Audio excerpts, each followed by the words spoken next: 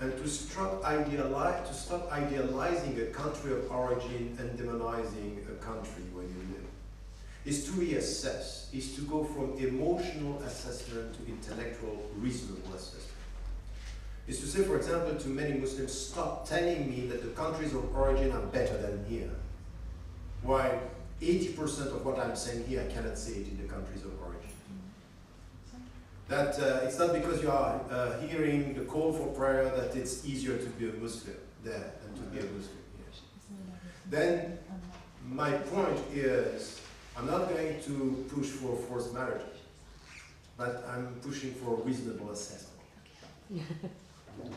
And a reasonable assessment is just look at where you are. And more importantly, stop this self-alienating projection that to be a Muslim means that you cannot be a European. Stop with this understanding. And then with this, to get a sense, I'm saying this because it's my own experience. You know, until I was 24, for me, Europe was not my continent. Switzerland was not my country. I was still dreaming to go back to a country that I haven't visited before. Till I visited the country, I understood that I was not sharing all the dimensions of the sense of humor.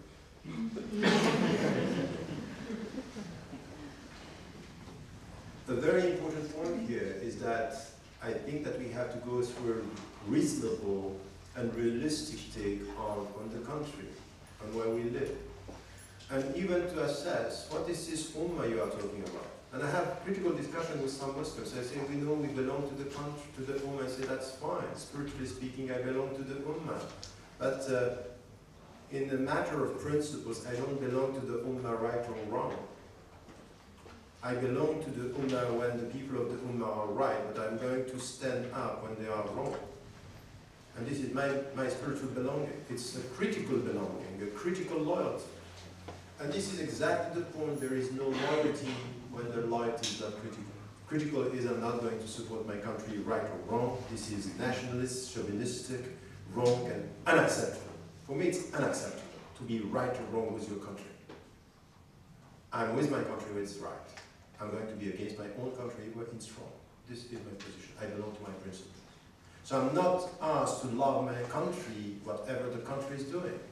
If you are British, you know, some British citizens were asking me, what if, with your discourse, it means that we have to support this country when they are going to kill Iraqi people? I say, no. The love to your country is to show to this government that the government is doing against the dignity of the country itself. It's against even the British. But not only when they go to kill Iraqi people, also when they go to kill African people who are not Muslims. So, but you get the point. You get the point. Is this? No, it's a deep discussion because you are not only dealing here with principles. You are dealing with psychology, with understanding. It's the way you portray yourself in the ummah, the way you understand this. You know, for me, it's central. The Israeli-Palestinian conflict is central.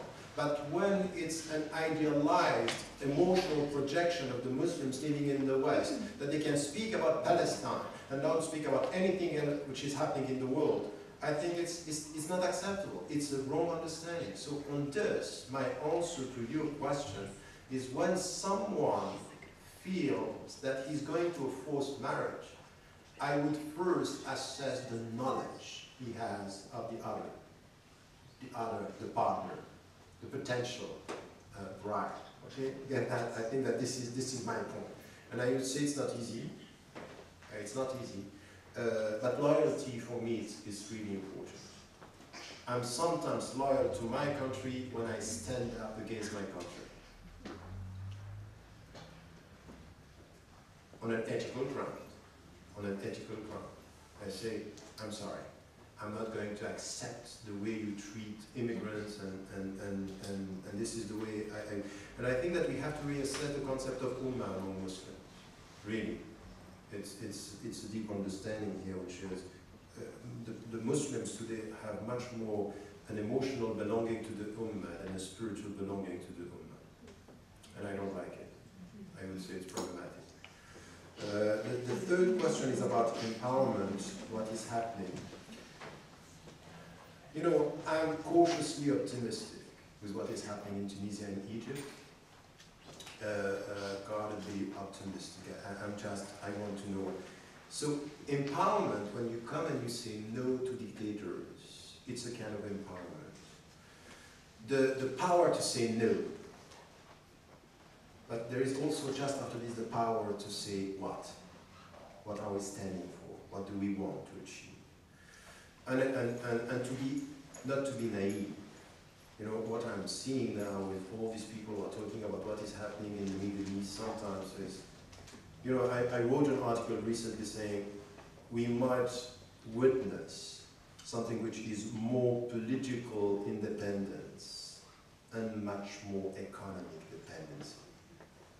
So all, you know, very many people were happy with the discourse of the President Barack Obama about the Middle East. Very happy that he mentioned the 67 words. So I say, I don't know what history is teaching us.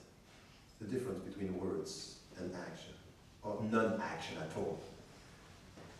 But the point is here, that's really about the discussion is to say, IMF is coming, the World Bank is coming. So empowerment for me is also to not to forget all the dimensions of the equation, and the economic one is very much neglected. There is no democracy without economic stability and independence. And the countries, Egypt, Tunisia, all the others, if they don't start a South-South economic collaboration, it's over. But it means that something should happen in the petrol monarchies. So, unfinished revolutions and cautious assessment. This is my take, and it doesn't mean that I'm not optimistic. I'm very, you know, I very much, I very like the concept of dégage. I like the people saying no.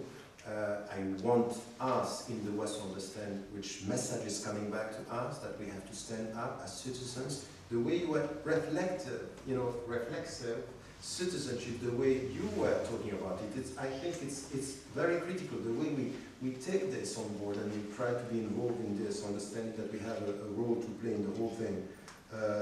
It's important. But subject of your history is not only to be against. It's also to be a subject, is not reacting, is acting. He or she has a vision. And I would say that if you look at what is happening in Egypt, in Tunisia, still it's important to not to be naive and to not to disconnect this from the whole region. At the time I'm talking to you now, the Syrian people are being killed, civilians, and the West is watching. And our message to these people here is the blood of the Libyan people is more valuable than the Syrian blood. It's a question of oil and geostrategy. I think that here we can just talk about citizenship, it doesn't matter. I think that it's more complex than that. And the last thing, very quickly, about, no, implicitly I think that in your question you are the answer. I'm not saying that we don't need written constitution. But I think it's good to come back to texts. You know, even, you know, I'm permanently in my work in reform and also dealing with scriptural sources. And I know the importance of this. So I would say that we need the text, but we need to acknowledge the fact that to read, power is in reading.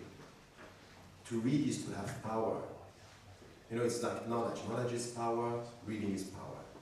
And we need to understand that the power struggle is also in the way we read this. But when we are talking about justice and when we are talking about equality, when we are saying a man and a woman happy is what I'm saying, you understand that it's dangerous. Because I'm saying I'm in the mainstream. I'm in the republic. I'm in the center. So I think that this is important. And the last thing that on what you were saying, you are saying it's happening in the Muslim majority countries. Of course it's happening. Of course it's happening. You know, what we are saying about this critical take that we have to have on majority and minority and equal citizenship. No society, even the Muslim majority countries, no society has resolved the question of how do we treat the perceived minority. Even though what is said by some people that the Christians are oppressed everywhere in the Muslim world, it's not wrong, right, but it's not completely wrong. And one discrimination is too much discrimination, and we have to start with equal rights. It's important. So it's the case with Muslim majority countries. But when I'm talking here about all these questions, and I'm talking about citizenship, because there is also something which is quite perverse in our discussion, is to focus on citizenship. It's as if we the ill-documented people, the immigrants, or the residents, let us talk about them in another way, because they don't have the same status. I'm sorry, they are human beings, and we also have to refuse anything which has to do with criminalizing the immigrants. And making a distinction, we respect the legal immigrants and we treat in a way which is inhuman. Absolutely unacceptable way the so-called underground or clandestine or ill-documented immigrants. I think that this is not acceptable. And in the Muslim majority countries, I'm sorry, we have no lecture to give on that when we see how immigrants are treated in petro-monarchies, when we see how immigrants are treated in some North African countries. I'm sorry, when you go to some, Morocco, in Algeria, in Tunisia, in Egypt, sometimes the way the black people, the Western African people are treated, that's not acceptable. We cannot just patronize on, Islam is great, yes, but the Muslims are not. That's something like that. On that word, I think that we have to end because of the museum's rules. I think otherwise we would continue another hour or two. Thank you very much indeed, both your speakers, Professor David and